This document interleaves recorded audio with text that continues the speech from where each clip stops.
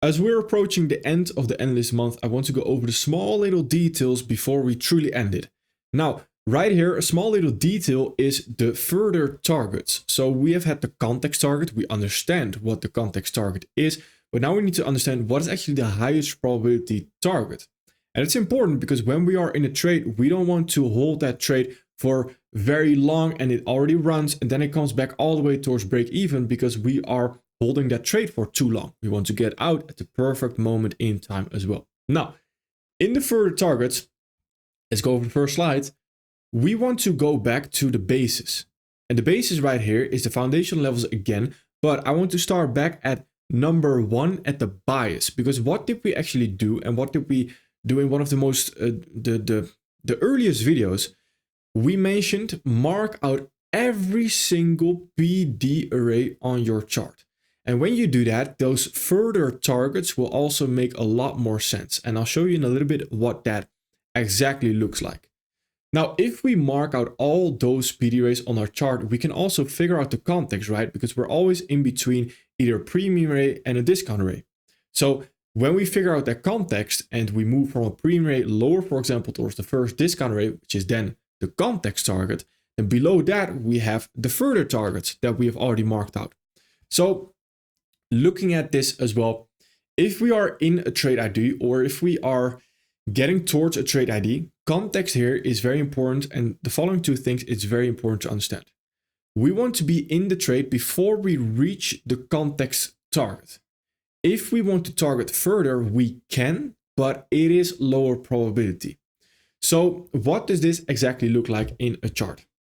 A good example of this is the E-mini S&P right here, where we are potentially retracing towards this fair value area right there. So we can potentially look to target that as well.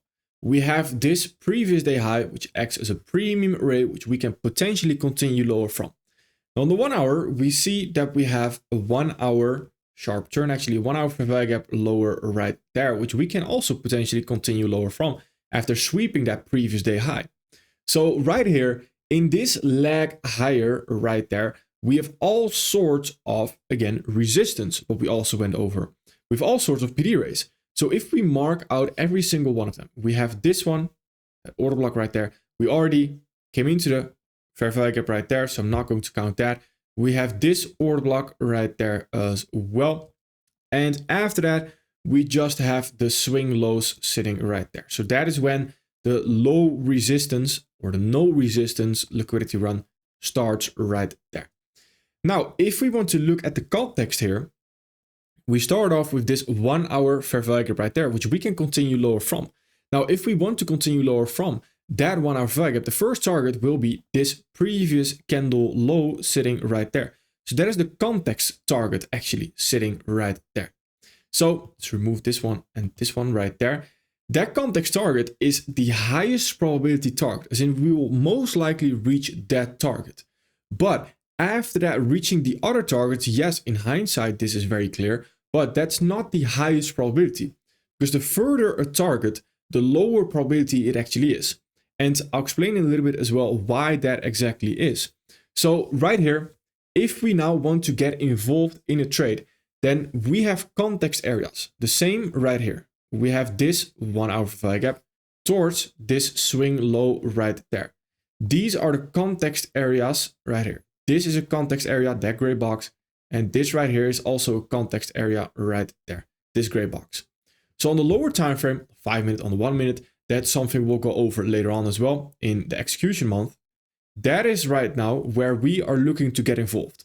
So if we want to hold a trade towards lower targets like this and towards eventually the lowest target that we have sitting right there in that leg, then we want to get involved always in a context area. Not below it, not above it, just in the context area. So for example, on the 1 minute time frame, we are not looking to get involved below this gray box right there. Every entry is inside this context area, and we can refine that context area, of course, from that high towards that low right there.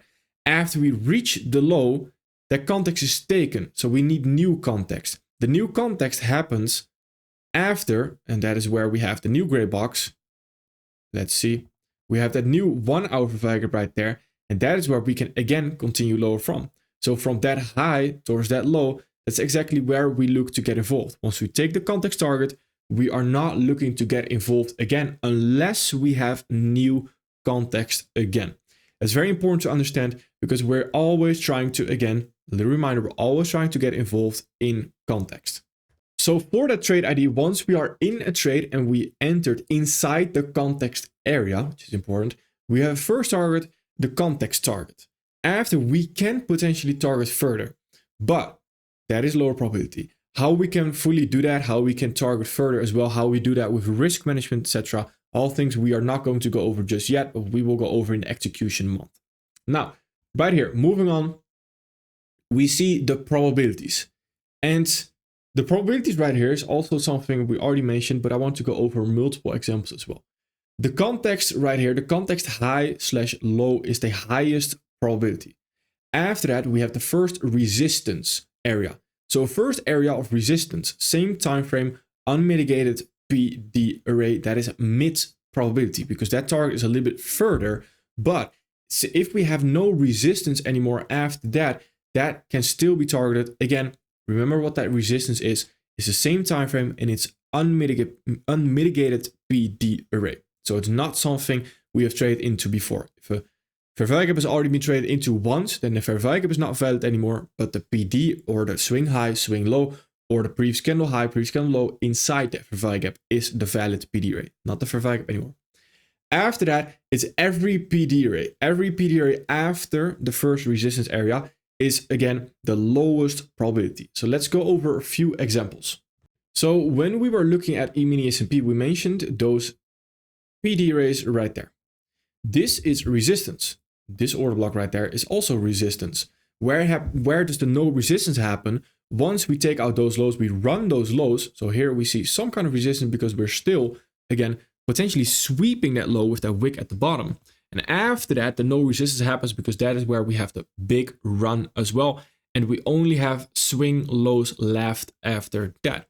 Now, if we are looking to get involved inside a context area, so let's mark out a random fair value gap where we say we could have entered. So let's say here, right there, we are getting involved in the context area because we have not taken that low yet. Perfect. After that, we don't want to look to get involved again. We can target this low right here, but let's say that low is quite close and we can't get the RR we want to, the risk to reward. So then what we can do is target the first area of no resistance after that. So what after this low is on the 1 hour time frame, because that is where we had the context, so the same time frame right here. What is now the next area of potential resistance? Well, we have this swing low right there. So if we want to get out, that swing low is a perfect target, the next target, because that is where we have no resistance. If we are reaching this low, then we are most likely also going to reach that low right there. If we are going to reach this low, then we are most likely also going to reach that low right there because there's no other resistance anymore. If we reach that low, then most likely we are also going to reach that low right there. Now, again, this is where we have to be careful with every target afterwards is lower probability. So can we always target a 1 to 6 right there and have a crazy high risk to reward? No, because that is low probability of it constantly playing out. A high risk to reward comes at the expense of a lower win rate. We're going to take more break evens. But right here, if we target, for example, this, then that is perfectly fine. That's a perfect balance between the risk to reward and the win rate as well. So find that next target where we have still a no resistance run. If your target and your risk to reward is already quite high inside the context, then you can aim for something inside the context even. So let's say we had on the 1 minute time frame, we are looking to enter a trade. We're looking to enter that same exact trade right there, but our entry was very accurate right there. And targeting that context low sitting right there is already a 4 RR, so a 4 risk to reward right there. Perfect. Then we don't have to target that context low because even within that context low right there, here on the 1 minute time frame, this is where you now use the 1 minute time frame because you are looking at 1 minute entry, 1 minute target right there, where you can look at a target on the 1 minute instead right there. Now, eventually, we can look at partials, we can look at scaling out of a position, etc. But that is something we're going to go over in the execution month as well. Right here we are on crude oil, and I want to show you an interesting context area right here, because we have this 4 hour. We come into that at that moment in time, and the first context target actually is this swing high that we have right there, which we can see we are sweeping that. Now this is why context highs are quite high probability, as in we are most likely going to reach a context high or a context low. After that, the entries become a little bit tricky if you do not pay attention to a sweep versus a run anymore. And why is that? Because usually when price, well, always when price wants to continue lower in a situation like this, then it's going to continue lower off of a premium array. So if we are about to continue lower right here off a premium array, then we are bouncing from this discount array towards that swing high, the premium array, sweeping that liquidity lower to fuel the move actually lower right there. That is why sometimes you will see context highs getting swept or context lows getting swept and then doing the opposite move actually. And that's quite important to understand, because oftentimes people think it will just go to the moon. That's not true. We are always working with probabilities. Everything I mention here is never 100%. I can give you the highest probability and the lowest probability thing to happen, but nothing is 100%. So sometimes we will not even reach the context target. Sometimes we will not even get a rejection of the PD rate that I want to look at higher prices from. But every step further, as further from that PD rate, is going to be lower probability. So the closer the step towards the PD rate is higher probability. What I mean by that is we are most likely going to have some kind of resistance from that discount array in the form of that fair value gap. That's the highest probability thing to happen. Then after, the next step of probability is, but a little bit lower probability than just that resistance, is we might get an entry pattern. Then after that is, okay, we might get that entry pattern and we might hit our target, but that is even lower probability than just getting an entry pattern. So then after that, it's hitting the context target. So reaching the context target, but that is even lower probability than just the resistance, than just the entry pattern, then hitting the target, then hitting the context target. So after that, any other PD ray, any pre-ray after that is lower probability than the context target, because we are moving further away from, we are demanding more from price action. We are moving further away from that discount array where we expect something from. That's very important to understand those different probabilities. So right here, if we actually want to continue lower, we do get that unusual context right there, which we also see. And that is oftentimes where we also get unusual context after sweeping a context high to then continue lower into a lower discount array actually, because we are using that premium array to actually fuel the move lower. Because if we want to continue lower, we will continue lower off of a premium array. So to sum this topic up, what did we go over? We mentioned again, marking out every PD array that will create context, but that will also create further targets. So for example, right here, marking out every single PD array that we might have right there is where we can create context, is also where we can create further targets. So we have these right here. We have this high right there. After that, we have these lows sitting right there. We also have this low sitting right there. Now, when we have two lows that close to each other, it's very unlikely that we are going to sweep the first one to then all of a sudden continue higher. When they are that close, again, there's no resistance from this low towards that low.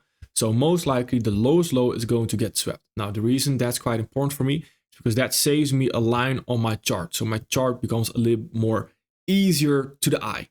Then after that, we have all kinds of targets to the left right here.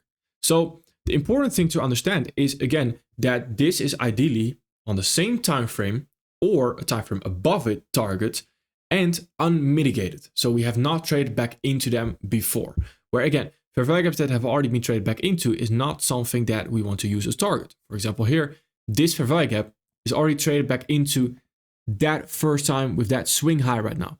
So if we want to continue lower again, we are not continuing lower off the fair value gap, we are continuing lower off the swing high right there.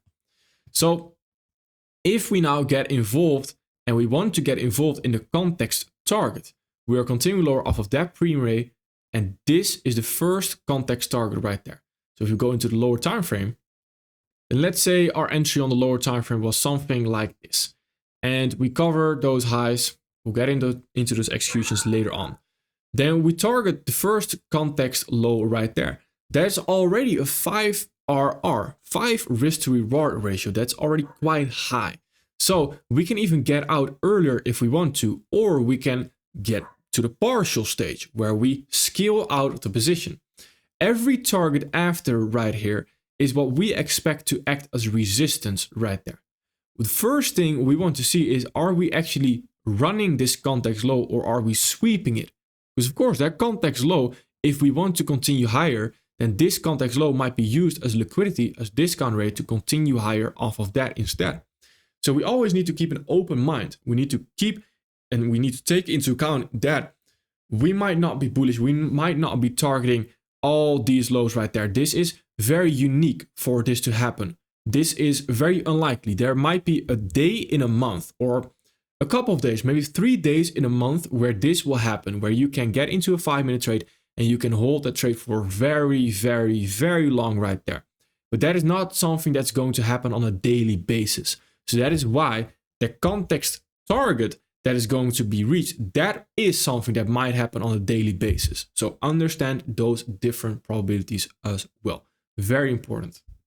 So right here on the dollar, we are seeing something very interesting, and feel free to study this in your time as well.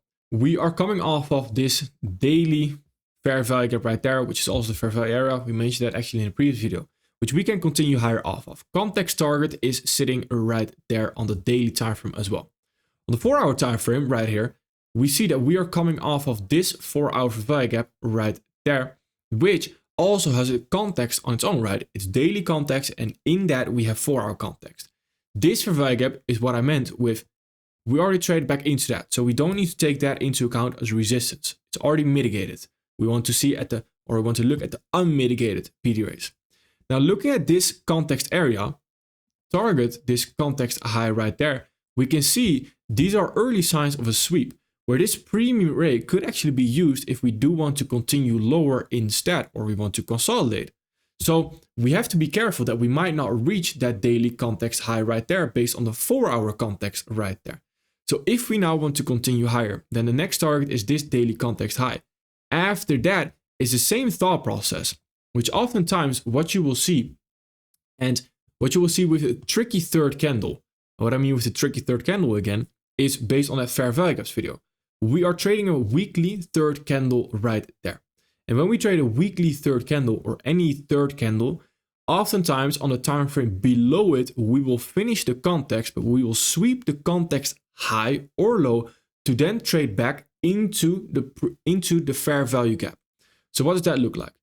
Oftentimes right here, when we create a weekly candle or any fair value gap right there, and we are trading the third candle, then we might be finishing this context right there to then use this premium rate to then sweep, to then come back into the weekly fair value gap, where we create usual context right here to continue higher a little bit, unusual context to continue lower into the weekly fair value gap, to then create usual context to continue higher again. So that is a phenomenon that happens oftentimes. Feel free to study that, and feel free to study the delivery right here on the dollar as well. Will be very interesting to see. So from those probabilities, we can already move on to practice. So again, study those context areas. I would highly advise the dollar, very interesting situation right now. Then study the further targets as well. Understand the probabilities, how far we can move, etc. We don't always have to move towards target. It's all about probabilities. Then next is the analyst month, and we are going to recap everything and give you a top-down analysis as well on Friday. All right, perfect. Thank you.